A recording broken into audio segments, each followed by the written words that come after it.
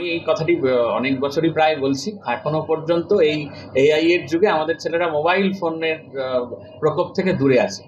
প্রকোপ শব্দটা কঠিন শোনালেও এটি খুব সত্য। এই বয়সের ছেলেদের মোবাইলের প্রতি আসক্তির যে পরিমাণ সেটি বেড়ে যায়।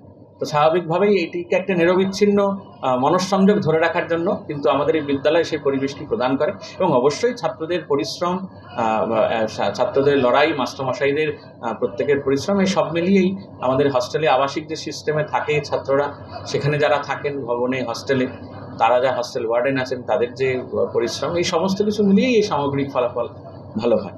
কিন্তু স্যার এখন তো আধুনিক যুগ, এখন আর্টিফিশিয়াল ইন্টেলিজেন্স যে এটা নিয়ে কিন্তু এখন চলছে, তো সেই জায়গাটায় বাদ দিয়ে এরকম রেজাল্ট মানে আগামী প্রজন্ম আছে তাদেরকে কি বলবেন? স্বাভাবিকভাবেই আমাদের যেটি পরিকল্পনা থাকে যে আমাদের ছাত্ররা হাতে মোবাইল ফোন পায় না, কিন্তু আমাদের ছাত্ররা যাতে আমাদের ল্যাবরেটরি ব্যবহার করতে পারে, ইন্টারনেটের সহযোগিতা পেতে পারে, তার ব্যবস্থা বিদ্যালয়ে আছে, এবং সেইখানে খুব রুটিন মাফিক নিয়ম করে ছাত্ররা সেটির ব্যবহারের সুযোগ পায়। সেটি কিন্তু তাদের নিয়ন্ত্রণ করতে সুবিধে হয়।